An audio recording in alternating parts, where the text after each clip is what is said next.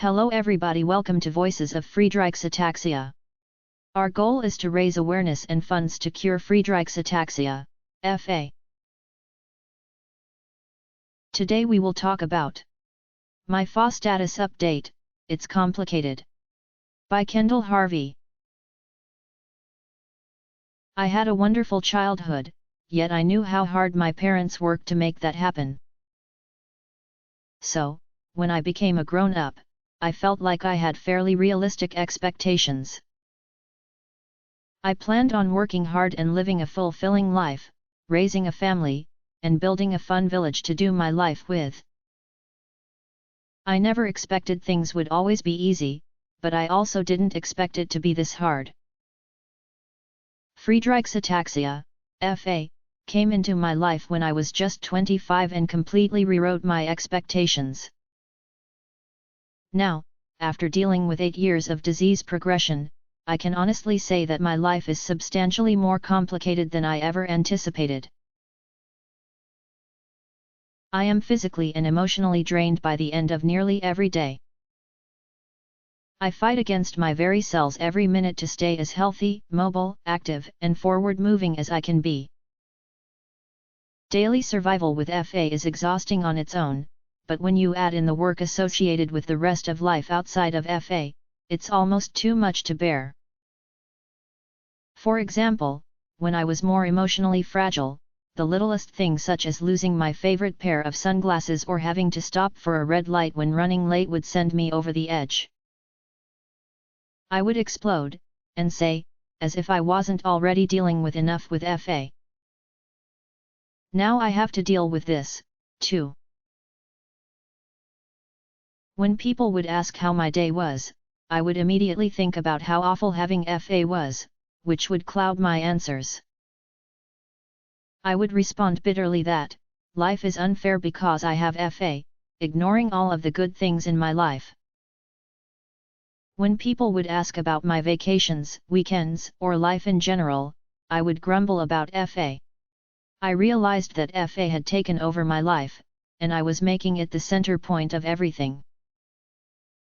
It ranked higher than my roles as a friend, wife, and mother.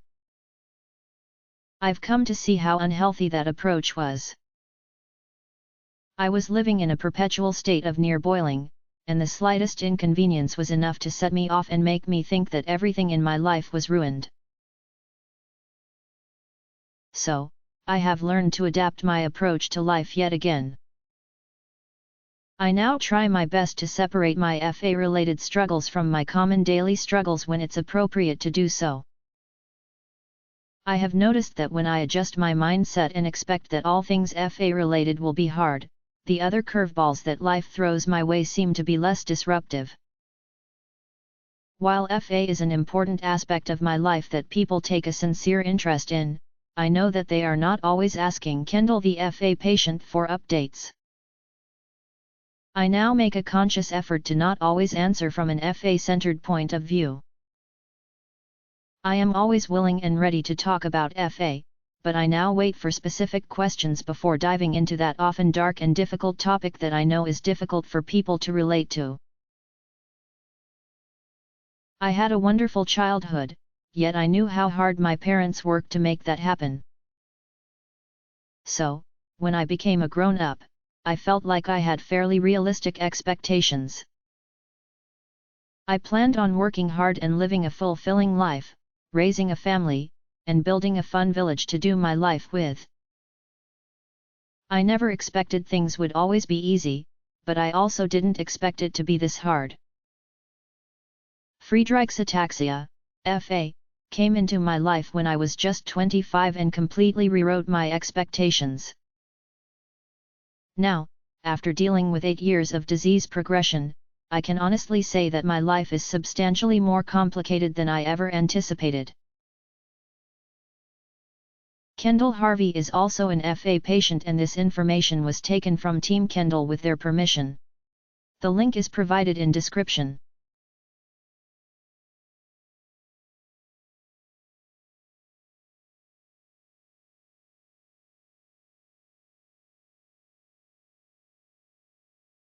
Hello everybody, welcome to Voices of Friedreich's Ataxia. Our goal is to raise awareness and funds to cure Friedreich's Ataxia, FA. Today we will talk about what is the hardest part about living with Friedreich's Ataxia?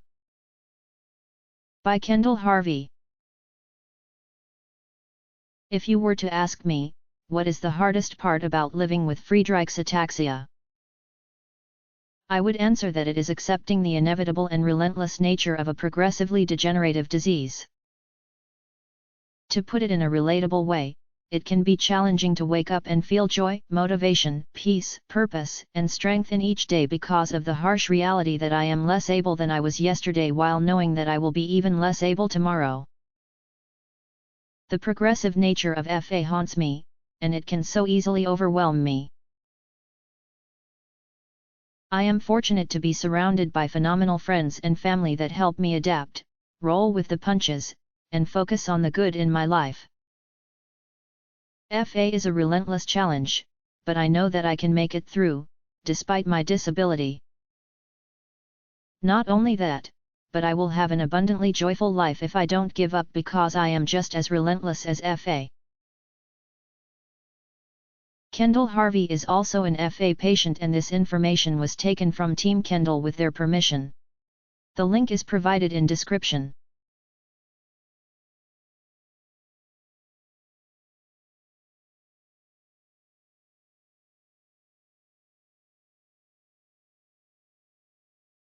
Hello everybody, welcome to Voices of Friedreich's Ataxia. Our goal is to raise awareness and funds to cure Friedreich's Ataxia, FA. Today we will talk about following these 3 rules enables me to live well with FA. By Kendall Harvey. During actor Andrew DeShield's Tony Awards acceptance speech in 2019, he shared his 3 rules for his longevity. 1. Surround yourself with people whose eyes light up when they see you coming. 2. Slowly is the fastest way to get to where you want to be. And 3. The top of one mountain is the bottom of the next, so keep climbing. I agree with him so much so that I have been unknowingly following these rules myself, especially when it comes to tackling the hardships of life with Friedreich's Ataxia, FA. Life isn't fair or easy for anyone, but the challenges my fellow FA patients and I face are unique. I battle to find joy, motivation, peace, purpose, and strength each day, despite being less able than I was yesterday and knowing that I will be even less able tomorrow. The progressive nature of FA haunts me, and it can easily overwhelm me if I am not proactive and intentional. Following is how I have lived out DeShield's rules. First, to make the already monumental tasks of being a wife and a mother less daunting with FA, I have built a village of amazing people who are always willing to help me. Our eyes light up when we see one another. I am blessed to be surrounded by people who make my life exponentially better every single day. They will pick my daughter up from preschool when I don't have the energy to get my walker in and out of the car, walk in, and get her myself. They will support me through hardships and celebrate my victories, both big and small. They will pray with me and for me. They are not shy about giving me encouragement or tough love. They will put an extra hand on my walker to help me when I need it. They love and accept me for who I am, FA and all. Second, as my symptoms progress, especially my balance and coordination issues, I am forced to slow down. I'm reminded of the warning parents often give their children who are learning to drive: don't speed even if you're running late, because you will be even later if you get pulled over for speeding. When I try to go faster than I should, accidents happen. I fall and injure myself, rendering the task I was rushing to complete an impossibility. If I had simply gone at a slow, safe, and intentional pace, I could have accomplished my goal and saved myself additional pain and frustration. Even though accidents still happen, despite my best efforts, slow works better than fast for me in life with FA. Third, no matter what challenges FA presents or how I overcome them, the degenerative nature of my disease means that there will always be another metaphorical mountain to climb. I do not have the luxury of resting on my laurels or settling into a comfortable routine. As soon as I think I've reached the peak of one struggle, the earth shifts, and another challenge is revealed. This might sound bleak and depressing, and at times it is, but with the right perspective, it can be motivating. When I pause to reflect on my journey thus far, all of the mountains I've summited that I once thought impossible, I feel empowered. After all, most problems and hardships can be viewed as opportunities if we adjust our mindset and approach them the right way. One of my favorite Bible verses is Galatians 6:9, "Let us not become weary in doing good, for at the proper time we will reap a harvest if we do not give up." FA is a relentlessly challenging mountain range, but surrounded by the right people and moving at an appropriate speed, we can make it across. Not only that, but we can have an abundantly joyful life if we don't give up, if we are just as relentless as FA. Kendall Harvey is also an FA patient, and this information was taken from Team Kendall with their permission. The link is provided in description.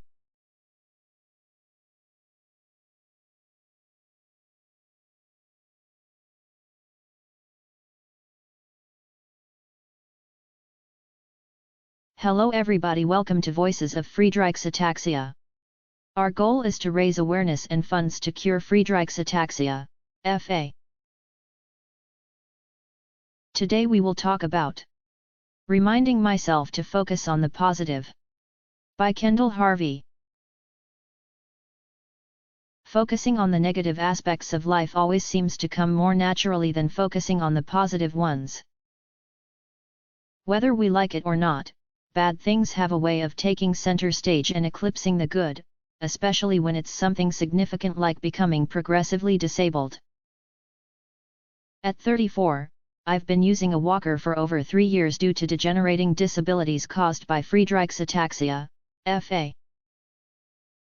If I am not intentional about my attitude, FA will eclipse all of the good in my life and begin to define me. Every day when I wake up, I try my hardest to stay positive and continue living the life I want despite FA. I try to focus on the good instead of the bad.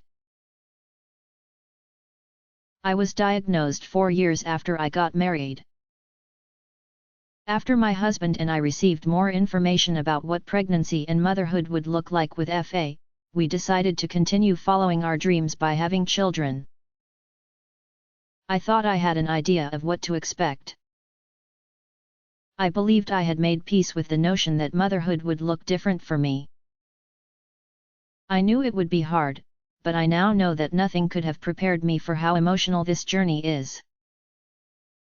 I was certain that the big things, being unable to play baseball with my son, jump on the trampoline with my daughter, go wakeboarding with my husband, or jog around the neighborhood with my friends, would gut me. Yet while I do mourn for the big things I can no longer do, it's the simple, everyday things that affect me more. When our son, Brooks, was 2, we welcomed our daughter, Collins, into the world. At the time, I could still walk unassisted. I could carry her around her room and other short distances, but I didn't trust my abilities to do much more than that, out of concern for her safety and mine. About a week after she started walking, I fell and obliterated my ankle, requiring reconstructive surgery that bound me to a wheelchair for 8 weeks. After learning how to walk again, I could walk unassisted for a few months. When our daughter was a few months shy of turning 2, I began using a walker full-time. Therefore, all of Colin's true memories of me are of me and my walker. In her mind, I have always been disabled, so it was an easy reality for her to accept. Every night when I tuck her in, I end our prayers by asking God to give us happy, funny, silly dreams about Fill in the blank. The other night, I prayed for dreams about Collins, Brooks, all their friends and Mommy and Daddy jumping on a giant trampoline. She answered, "But Mommy, your legs won't let you jump." So I told her, "My legs can do whatever you want them to do in your dreams." Sweetly, she replied, "Well, then I pray for dreams where we go for a walk and you can just hold my hand instead of holding your walker." That broke my heart. Here I was thinking that she would be upset about missing out on having a playful mom when she really just wanted something as simple as holding my hand during a walk. If only she knew how desperately I pray for that, too, and how hard I work to make it happen. I share this story not for pity but for awareness and inspiration. If you can still enjoy simple pleasures, take time to acknowledge and appreciate them. If you find yourself thinking like me, longing for the things you can no longer do, try to look forward to things you can do, even in your current state of disability. I bet you can do more than you are aware of. I reminded Collins that even though I can't walk and hold her hand, I can still hold her hand while we say our prayers at night, we can snuggle on the couch, and I can still tickle her, do her hair, and make sweet treats and fun crafts with her. Although I think that I needed these reminders more than she did, I am thankful I had the opportunity to voice them. It reminded me to not take anything for granted and to think out loud around my children so I can model how to focus on the positive. Kendall Harvey is also an FA patient and this information was taken from Team Kendall with their permission. The link is provided in description.